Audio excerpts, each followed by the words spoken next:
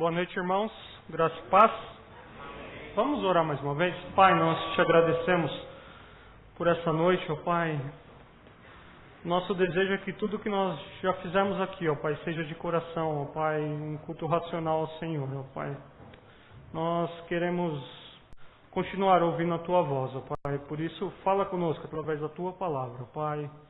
Ó Deus, que nessa noite nós saiamos daqui, ó Pai, transformados, renovados, impactados pela Tua palavra, ó Pai. Que seja uma noite de salvação, de transformação, pelo Teu Espírito Santo, que tenha liberdade de atuar no nosso meio, ó Pai.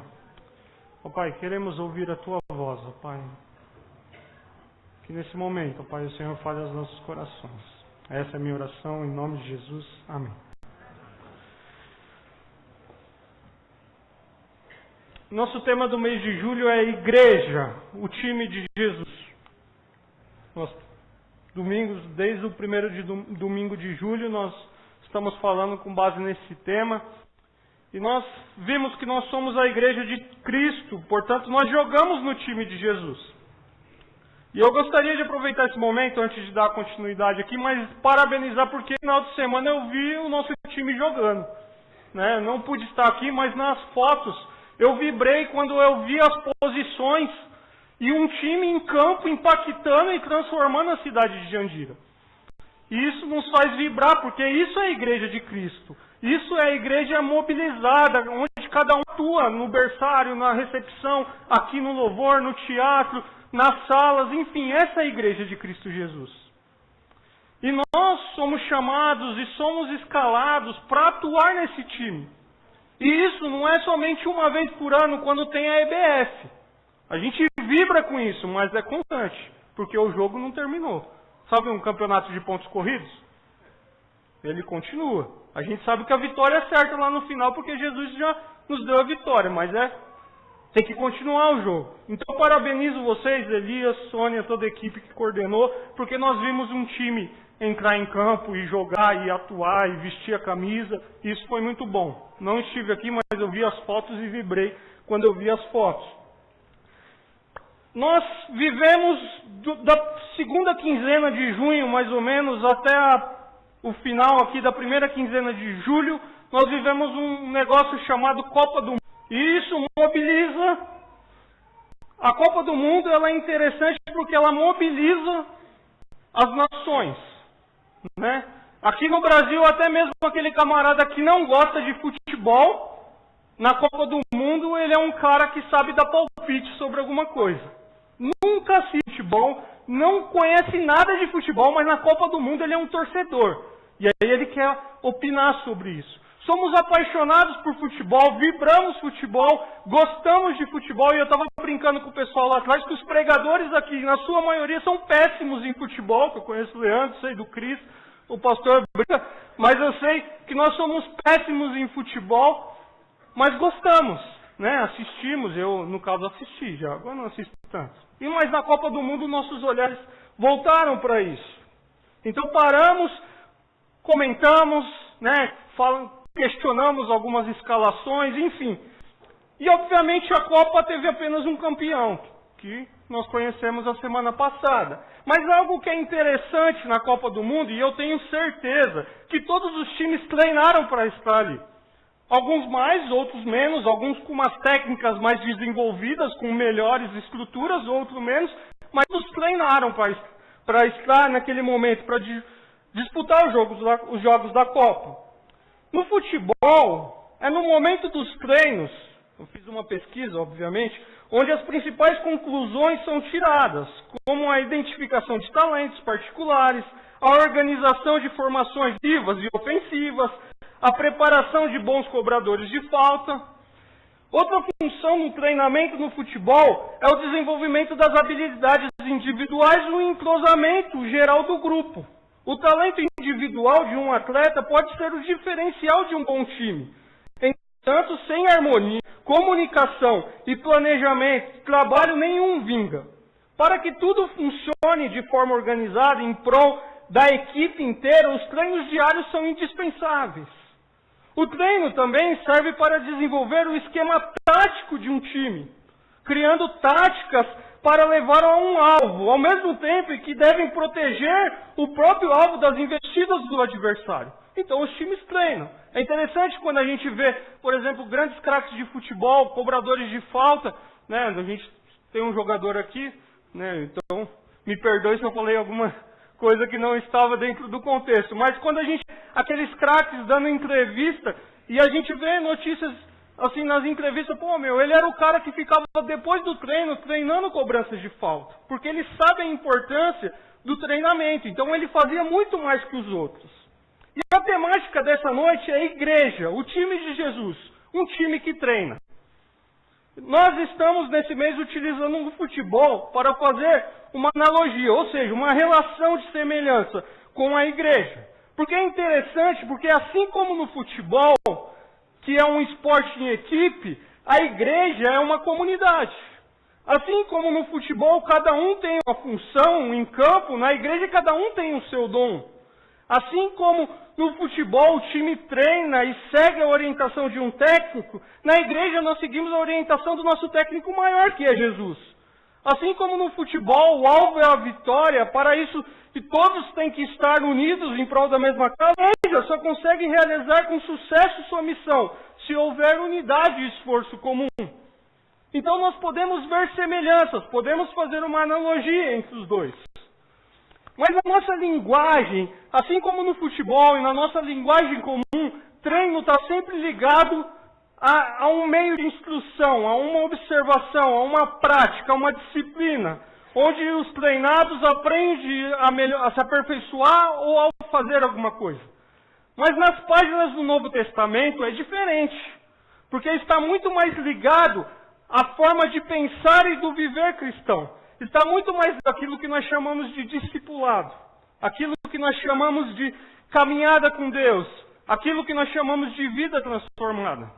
O termo discípulo, ele foi um termo usado por Jesus, pelos apóstolos e pelos primeiros cristãos para denominar aqueles que seguiam Cristo. O discípulo era um seguidor, era um aprendiz, era alguém que imitava ou que era modelado por outra pessoa. Então, quando nós pensamos em treinamento, na perspectiva bíblica, a gente tem que tirar da nossa mente, deixar de cantinho aqui, essa visão que nós temos no senso comum de treino. Porque na Bíblia tem outro aspecto. Então, quando a gente fala em igreja, um time de Jesus, um time que treina, não é porque nós vamos criar mais uma sala de estudos na nossa EBD, ou uma extensão da quarta teológica, ou mais reuniões, não é isso. É porque é um time que treina para se tornar semelhante ao seu mestre. É um time que está em busca de se aperfeiçoar porque quer aprender do mestre. É um time que está jogando e quer ser transformado porque ele quer ganhar para o mestre. E por isso eu quero convidar você a abrir sua Bíblia lá em Marcos, capítulo 8, no verso 34. Esse é um texto inicial e nós leremos mais alguns outros textos da palavra de Deus. Marcos 8, 34.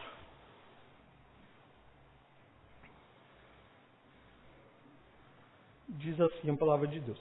Então ele chamou a multidão e os discípulos e disse: se eu quiser acompanhar-me, negue-se a si mesmo, tome a sua cruz e siga-me. Nosso discipulado com Cristo, ele tem início quando nós ouvimos essa ordem e nós obedecemos. Siga-me. Isso só é possível por meio da fé em Jesus, quando nós abandonamos os nossos pecados e os seguimos, e confiamos nele como Senhor e Salvador de nossas vidas. Então, ser cristão significa seguir Jesus, significa ser discípulo, ser cristão significa ser seguidor de Jesus. E é interessante porque não há cristãos que não sejam discípulos. A vida cristã, ela não é uma vida de não discípulos, é uma vida de discípulos. Você pode ser um bom ou um mau discípulo, você pode aprender do mestre ou pode não aprender com o mestre, mas todos nós somos discípulos. A vida cristã é uma vida também dedicada ao discipular, ou seja, seguimos aquele que nos convoca e convocamos outros para seguir esse mestre. Esse é o discipulado, é o discipular. Por quê? A vida cristã não foi feita para viver de forma solitária. Ela é uma vida comunitária. Né? A igreja é um projeto de Deus comunitário, é para viver em comunidade. No livro de Atos, por exemplo, nós constatamos que a conversão levava a pessoa à comunhão com um grupo de crentes. Ou seja, a viver a igreja. E o Novo Testamento apresenta algumas características essenciais do cristianismo e da igreja daquela época. E com base na carta de Paulo, em alguma dessas igrejas, eu quero nessa noite destacar 3 dessas características. Igreja, o time de Jesus treinado. Igreja, o time de Jesus mobilizado. Igreja, o time de Jesus funcionando. Por isso eu quero convidar você a abrir mais uma vez a sua Bíblia lá em Efésios, no capítulo 4. A partir do verso 11.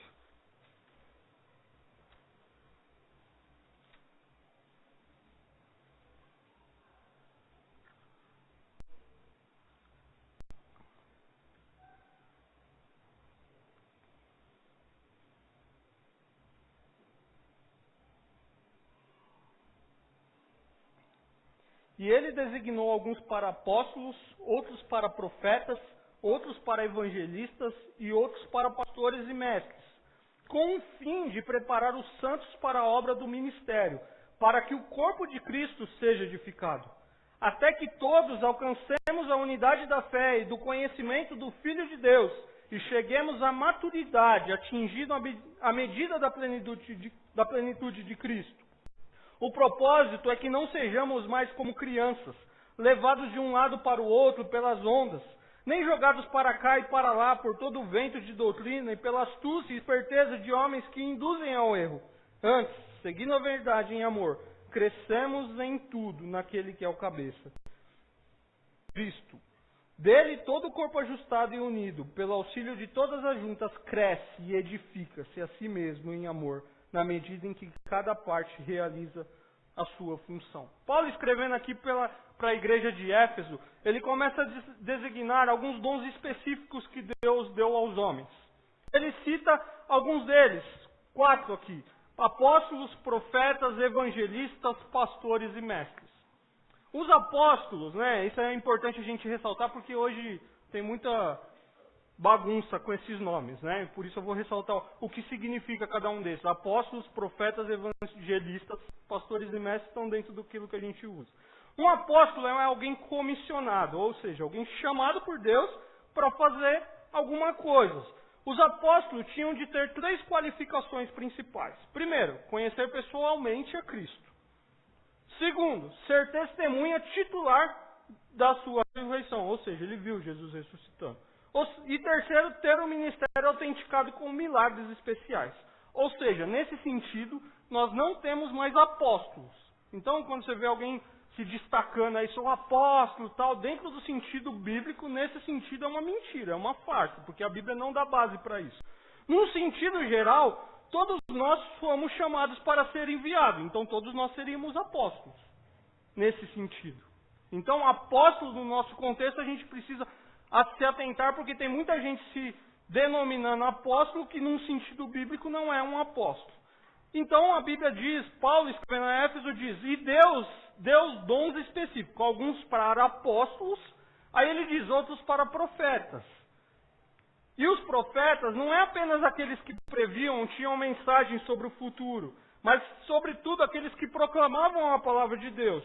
E hoje não temos mais profetas no sentido desse como nós temos no Antigo Testamento, de prever, de anunciar o que eles chamam de oráculo, né? A palavra vinda de Deus, mas sim o dom da profecia, que é a exposição fiel das Escrituras. O profeta é aquele que anuncia, aquele que fala.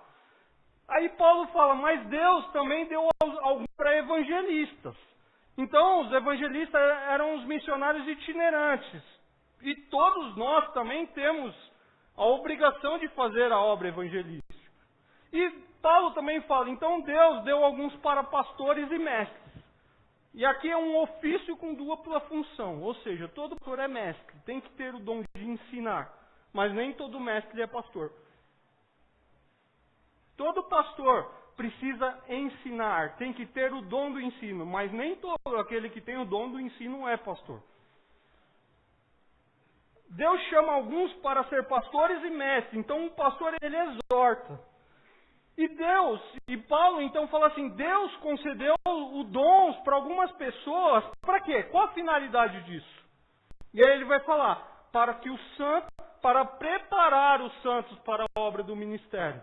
Então Paulo está dizendo o seguinte, os apóstolos, os profetas, os evangelistas, os pastores e mestres, eles não têm a obrigação de fazer todo o trabalho, mas treinar as pessoas para fazer o trabalho. Né? Então talvez a gente carregue aquela visão, pastor tem que fazer tudo. E a Bíblia nos diz que eles têm a função de equipar a igreja para realizar a obra. Mas também a segunda finalidade de Deus ter dado esses dons, o primeiro é para preparar os santos para a obra, ou seja, nos equipar, e o segundo é para a edificação do corpo de Cristo. Esses dons espirituais, eles são para usar na igreja.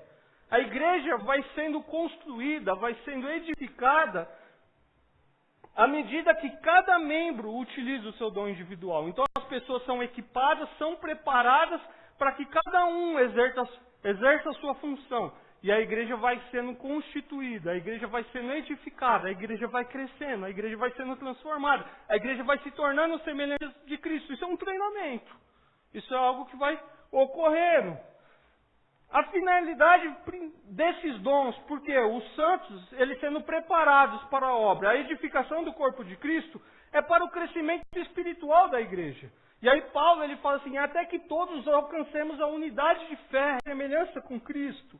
É para a estabilidade espiritual, para que as pessoas não fiquem sendo levadas por todos os ventos de doutrinas, como ele diz, que surgem por aí. É para que a pessoa tenha uma fé firme, uma fé fincada na rocha que é Jesus. Então ele fala, os dons são para isso, para equipar a igreja, para ela não ficar indo para lá e para cá. Para que as pessoas sejam firmes, conheçam a palavra, fiquem firmes na palavra. É para seguir a verdade em amor, ou seja, é para ter um modo amoroso de viver. É para viver de uma forma transformada, que a sua vida exale um amor que as pessoas falam, nossa, nessa situação eu seria grosso. Mas a transformação que Cristo está fazendo faz de nós ser pessoas mais amorosas. E como é difícil isso, né? Porque a gente tem a tendência de, falou grosso comigo, eu falo grosso também. Mas para que a igreja seja mais amorosa, para que a igreja seja mais cuidadosa, também ele falei crendo, seguir a verdade em amor, ou seja, viver em um modo amoroso de viver e crescendo em Cristo. E também para cooperação, onde os membros do corpo ajudam um ao outro nesse processo de crescimento. Então, a mensagem de Paulo é exatamente essa. Os alvos desse treinamento que Paulo estabelece são a unidade da fé, o conhecimento do Filho de Deus e a maturidade, para que nós possamos viver Cristo. Então, a igreja, ela é um corpo, ela é um time de Jesus treinado. Ela é um time de Jesus equipado por Deus para que ele execute a sua função. E aí eu coloquei uma nota aqui nas minhas anotações, meio redundante, mas fiz uma observação. Interessante porque quando nós olhamos para esses alvos, chegamos à conclusão e precisamos muitas vezes admitir que não vivemos esses alvos. Muitas vezes não somos uma comunidade de fé plenamente unificada. Muitas vezes, ou algumas vezes, ou quase sempre, talvez não conhecemos a Cristo tão plenamente como poderíamos conhecer. E muitas vezes, e às vezes boa parte das vezes, nós não somos completamente desenvolvidos à semelhança de Cristo. E o treinamento na igreja, ele não serve para que a gente tenha mais coisa para fazer na igreja. Ele serve para que a gente seja mais semelhante a Jesus. Porque muito vale, lógico que eu creio na Bíblia, no que a Bíblia ensina, e o crescimento da igreja, ele é bíblico. Mas eu creio que muito mais que o crescimento numérico, é o crescimento de vidas transformadas. De vidas que temos um grupo menor, mas que as pessoas estão realmente se tornando semelhantes a Jesus Cristo. Porque a igreja entendeu que Deus deu alguns para os apóstolos, outros para profetas, outros para evangelistas, os pastores e mestres, e não para eu sentar no banco e ficar de boa com esses caras que Deus deu, mas sim ser treinados por eles e fazer a obra que é da igreja e não é deles.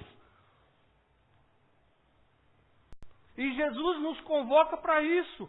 Nós precisamos treinar, nós precisamos nos exercitar nisso. Por isso nós precisamos nos submeter a esses meios que Deus nos ofereceu, para que esses alvos sejam completamente alcançados em nosso coração e em nossas vidas. Nós precisamos nos submeter a isso, nós precisamos viver isso. Porque muitas vezes nós caímos num comodismo muito fácil de deixar o outro fazer e eu ficar aqui na minha. Porque esse não é meu dom. Veja lá, lê de novo, Bruno, você explicou. Apóstolos, profetas, apóstolo você falou que já não existe mais nesse sentido. Profeta também não. Evangelista ainda é algo que é um termo mais genérico. E eu não sou pastor e nem mestre, então não tenho obrigação nenhuma. E aí a gente cai num comodismo e não termina de ler, né? Para preparar os santos para a obra do ministério, para edificação do corpo, para que eu e você façamos a obra, para que eu e você sejamos transformados, para mostrar para outras pessoas que existe um Deus que está transformando a minha vida, para que eu e você vá tomar café com uma pessoa, sente para tomar um refrigerante com alguém, para comer com alguém, para saber o que está acontecendo na vida dessa pessoa, e não para ficar sentado no banco da igreja e dizer, o pastor não vai na minha casa. Mas para que a gente viva algo que Deus nos deu para fazermos um com o outro. Com aquilo que Deus te deu para fazer. Com aquilo que Deus fez em você. Com aquele dom que Deus te deu, que não é o meu talvez. Mas Ele deu para você. E você talvez vai falar, nossa, mas Deus me deu esse dom. Deus sim, Deus te deu esse dom. E faz com aquilo que Deus te deu. Mas mais do que só pensando naquilo que Deus te deu para fazer na obra, mas assim, no cuidado com a vida de outras pessoas, para que o corpo de Cristo seja edificado, para que o corpo de Cristo cresça. E eu e você temos responsabilidade nisso. A segunda característica, a igreja é um time de Jesus mobilizado. Paulo escrevendo aos Coríntios, lá em 1 Coríntios capítulo 12, volta um pouquinho, você está em Efésios.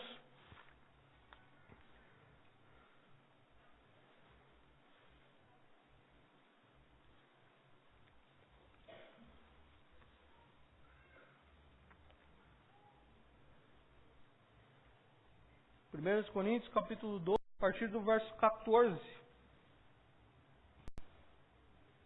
Nós leremos até o 25. O corpo não é feito de um só membro,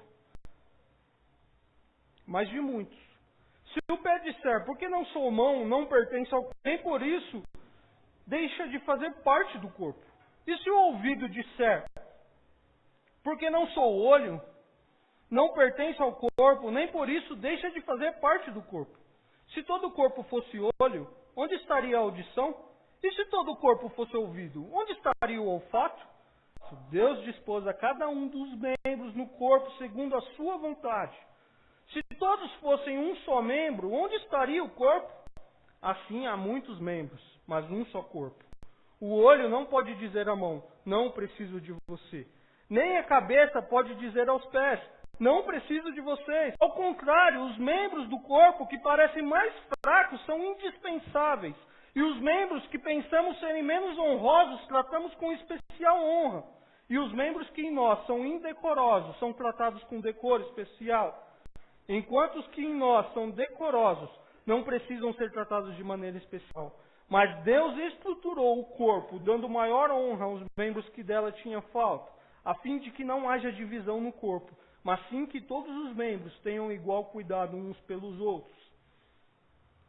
Paulo, escrevendo à igreja de Corinto, ele recebe algumas informações de que aquela igreja não está muito legal. Aquela igreja tem alguns problemas. E um dos problemas que aquela igreja tem está relacionado aos dons.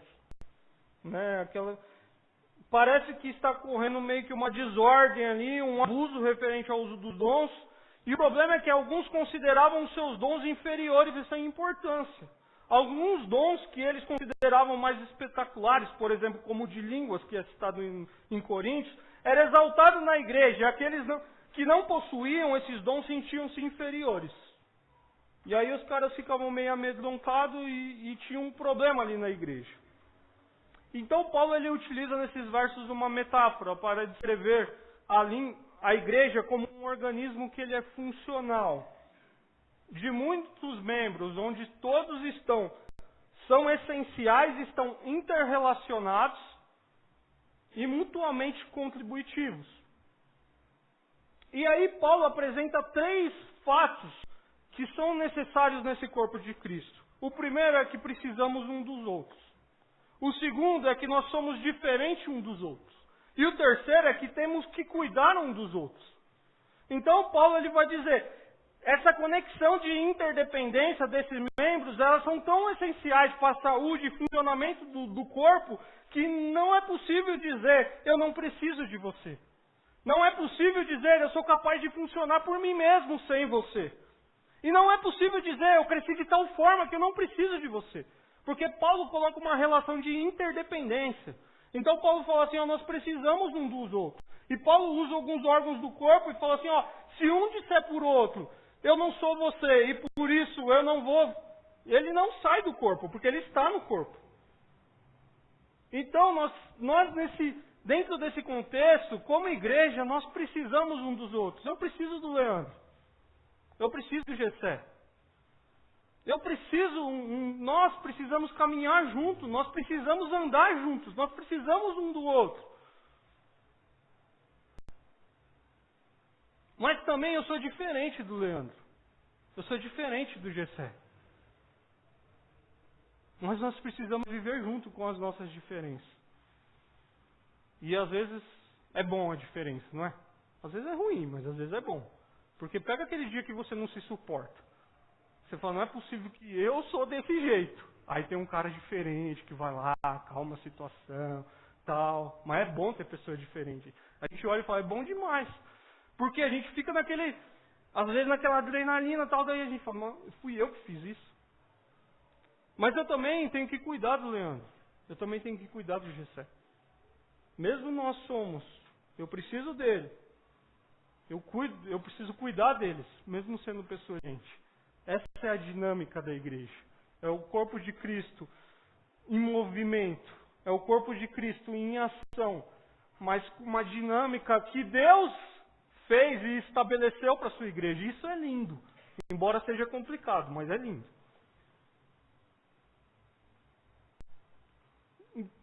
Por isso, nós precisamos muitas vezes olhar para dentro de nós e falar, nossa, será que eu tenho sentido necessidade de alguém na igreja?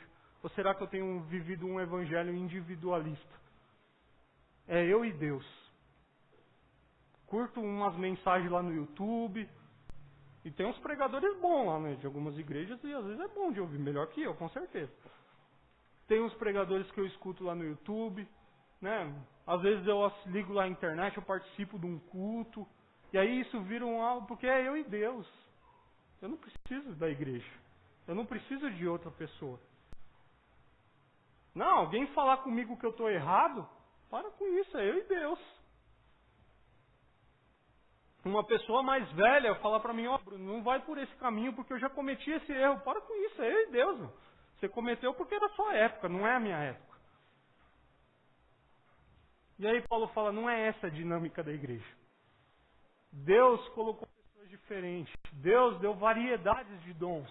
Deus colocou, como eu comecei falando na BF, pessoas para ficarem na recepção, pessoas para cantarem. Eu não canto.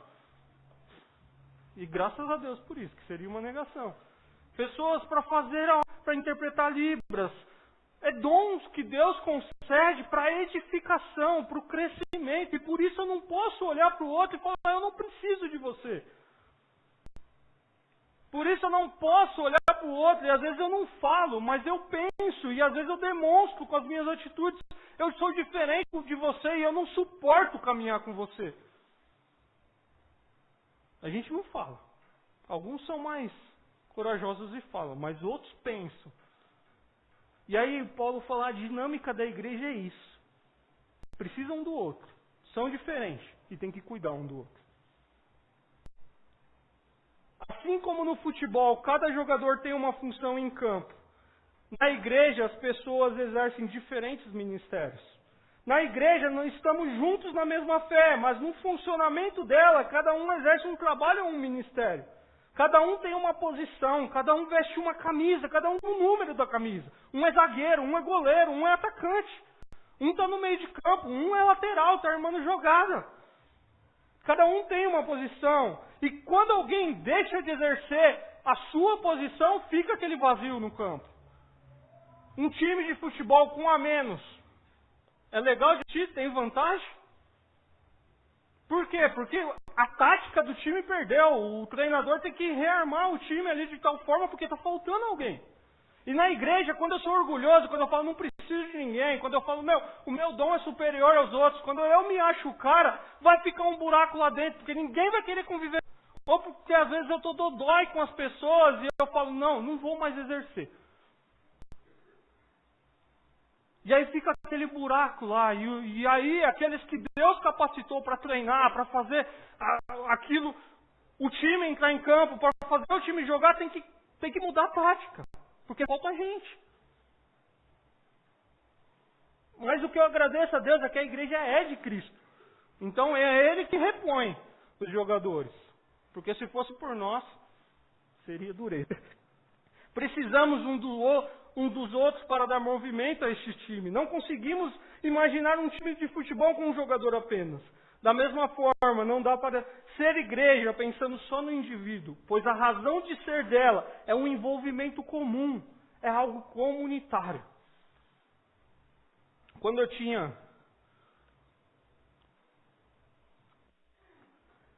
eu acho que 17, 18 anos, não lembro exatamente.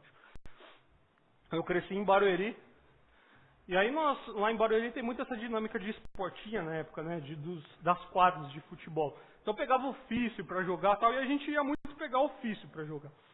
Então treinar lá. E aí nós vimos uma plaquinha lá, Campeonato de Futebol Municipal de Salão de Barueri. Vamos jogar. Fui eu e um amigo, falou, vamos montar um time para jogar? Vamos. Eu falei que eu sou ruim de bola. E eu era ruim mesmo, ruim. Não era pouquinho ruim não, mas eu gostava. Hoje eu não gosto mais porque eu não aguento mais correr, né? Mas naquela época eu gostava, mas eu era muito ruim de bola. E aí vamos fazer o time. Aí nós fomos fazer o time. E aí pegamos lá as informações para montar o time, ficha de inscrição, tudo certinho. Tinha todo um campeonato municipal. Corremos atrás de uns meninos que estudavam com a gente, de alguém que jogava bola na rua e tal, e montamos o time.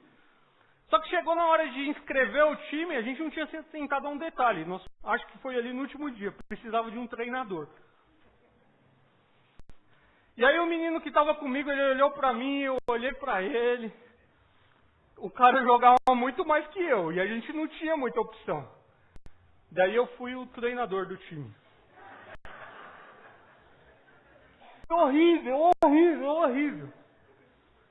Porque no primeiro jogo nós compramos uniforme, fizemos aquela vaquinha tal para ter dinheiro, compramos uniforme, meião, tênis tal, cada um o seu tênis lá, porque tinha que jogar no campeonato municipal, não era de qualquer jeito. E aí bonito, tinha juiz lá no... Aí fomos pro primeiro jogo, vibrando, primeiro jogo do campeonato. Eu não lembro qual foi o placar exatamente, mas nós tomamos mais de 20. Foi uma goleada terrível. E aí eu lembro que tinha mais 3 jogos. E aí os outros 2 nós perdemos um pouco, com um valor um pouco menor, assim, o placar, mas também tomamos goleada. E aí no último jogo tinha aquela expectativa, nós vamos ganhar. A gente já tinha visto o time jogar, era um time ruim como o nosso. E pensa num jogo de salão 1-0.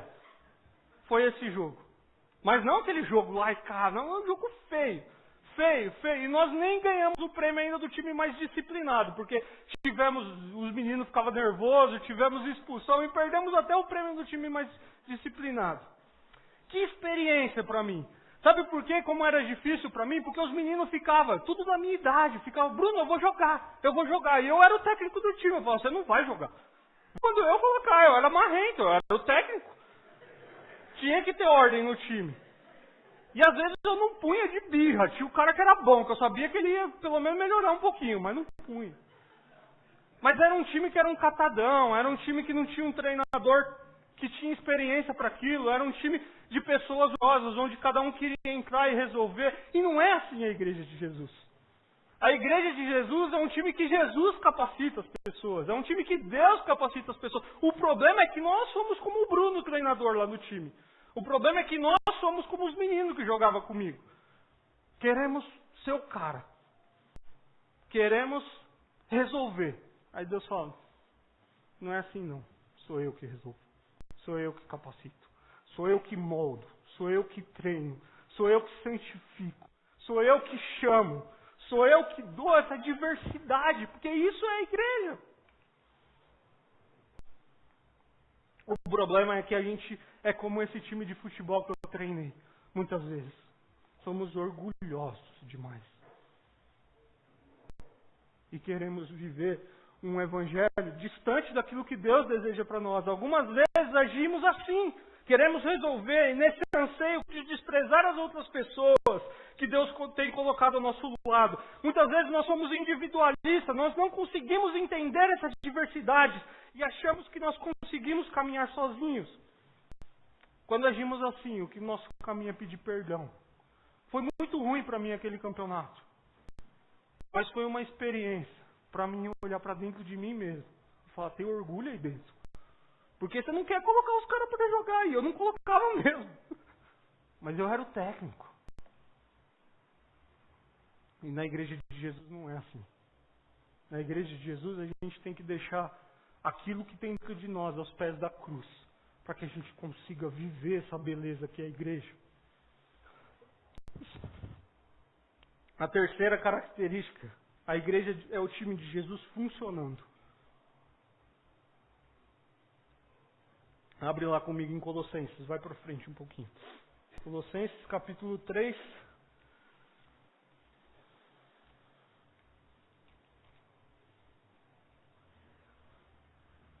A partir do verso 15.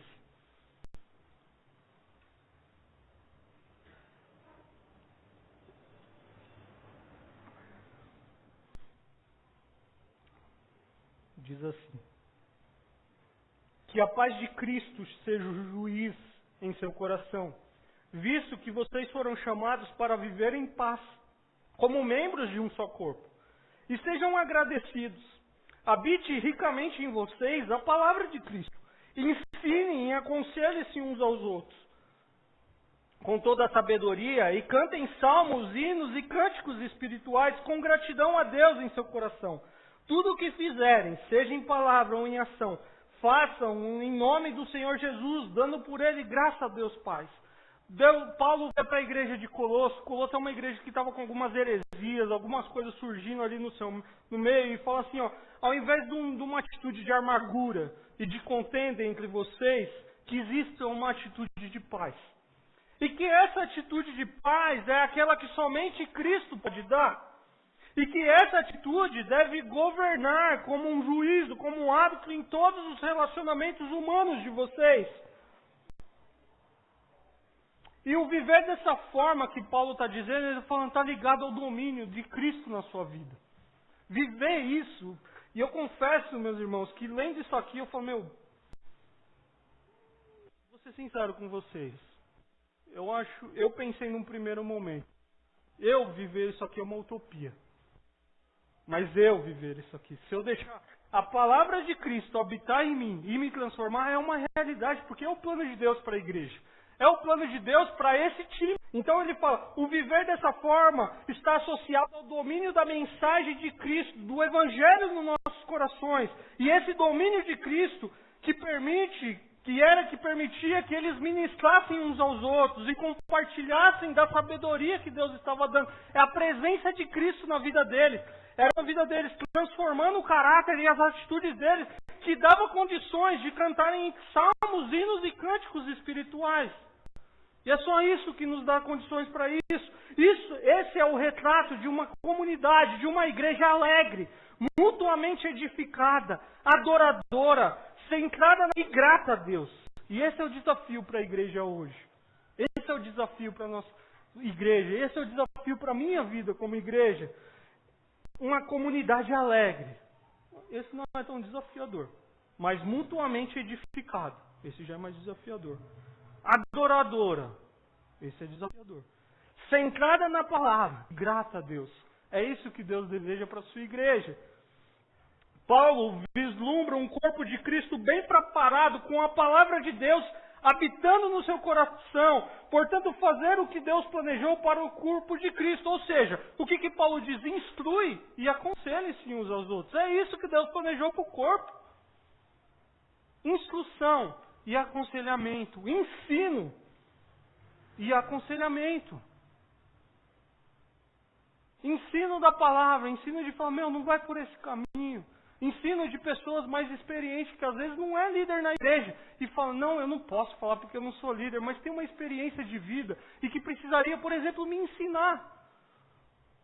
Ensino de pessoas jovens, um pouco mais jovens, ensinando outros que são um pouquinho mais inferiores, e fala, eu já fui para a faculdade, já passei por isso lá na faculdade, não vai por esse caminho. Eu já namorei, eu sei que namorar assim, não segue esse caminho porque isso é difícil, isso não agrada a Deus.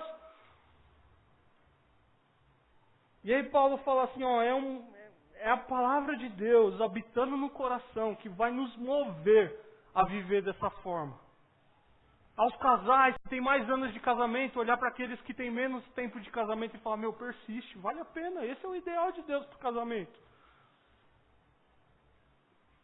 É o casal que muitas vezes vai falar, não vou falar, mas sabe que aquele namoro não vai dar certo. E chega lá, você tem autonomia, tem conhecimento ali do caso, e fala, eu já vi isso em algum lugar, não vai dar certo. Esse não é o namoro dos planos de Deus. Essa é a igreja que instrui, que ensina, porque vive a palavra de Deus.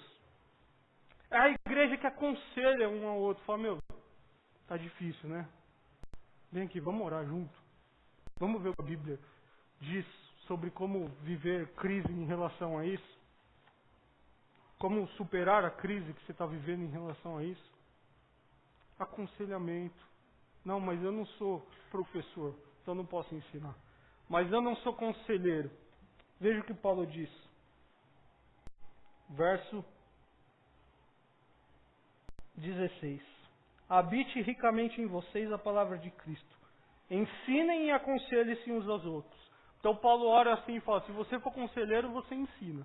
Se você for mestre, você ensina. Não é isso que ele fala. Habite ricamente a palavra no coração de vocês. Então ensine e aconselhem-se uns aos outros. Essa é a dinâmica do corpo. Essa é a dinâmica da igreja. Como membros do corpo de Cristo, precisamos ser instruídos, ensinados e ajudados a identificar situações em nossas vidas que não estão de acordo com o Evangelho. Também necessitamos ser aconselhados, ou seja, muitas vezes confrontados das opiniões distorcidas que temos sobre coisas e situações, ou talvez até mesmo de quem nós somos. Na dinâmica da igreja, precisamos, assim como a palavra de Deus nos ensina, em diversas outras passagens, eu sei que muitos de vocês conhecem, ser exemplo, os mais velhos, ser exemplo para os mais novos. Essa é a dinâmica da igreja. As mulheres mais velhas serem exemplos para as mulheres mais novas. Os homens mais velhos serem exemplos para os homens mais novos. Essa é a dinâmica do corpo. Mas onde a palavra de Deus habita. E se você não tem vivido isso, a minha pergunta para você nessa noite é, a palavra de Deus tem habitado no seu coração?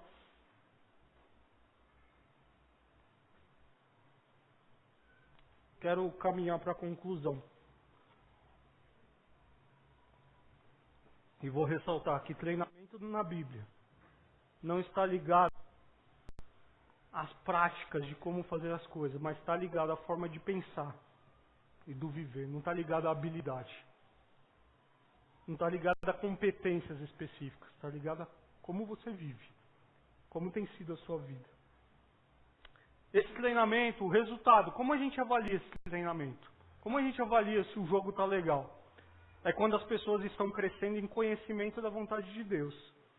Quando as pessoas estão auxiliando as pessoas a andarem mais dignamente, buscando agradar a Deus em tudo e produzindo fruto.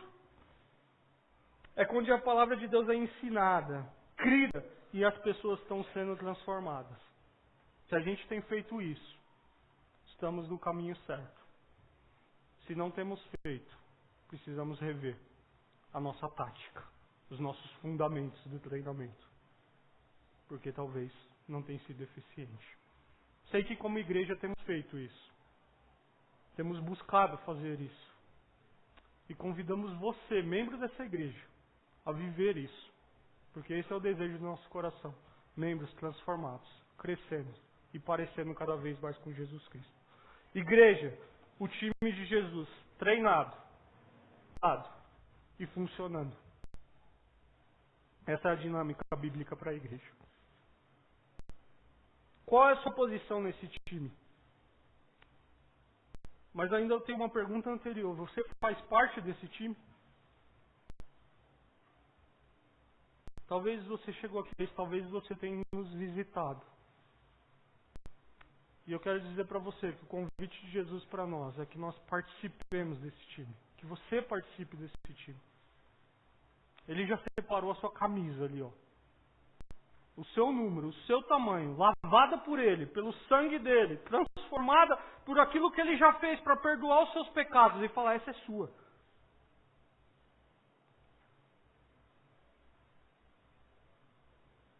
Talvez a sua camisa está ali dobradinha, porque você virou as costas para a igreja e para Deus e falou, eu não quero mais vestir essa camisa. E o convite para Jesus é, vem fazer parte desse time. Talvez a sua camisa está um pouco bagunçada. E você precisa tirar ela, deixar Jesus lavar ali, estou fazendo ilustrações, para que você possa vestir novamente essa camisa. Talvez você está vestindo a camisa. E Jesus fala, continua firme vestindo essa camisa. Continua firme nesse jogo. Porque esse é o desejo para mim. Igreja. Esse é o meu desejo para a sua vida. Que essa seja uma realidade em nossas vidas. Convido você a baixar sua cabeça. E a pensar um momento. Vou te dar alguns segundos para você pensar em como está a sua vida com Deus. Antes de orarmos. Te dar a oportunidade de pedir perdão a Deus.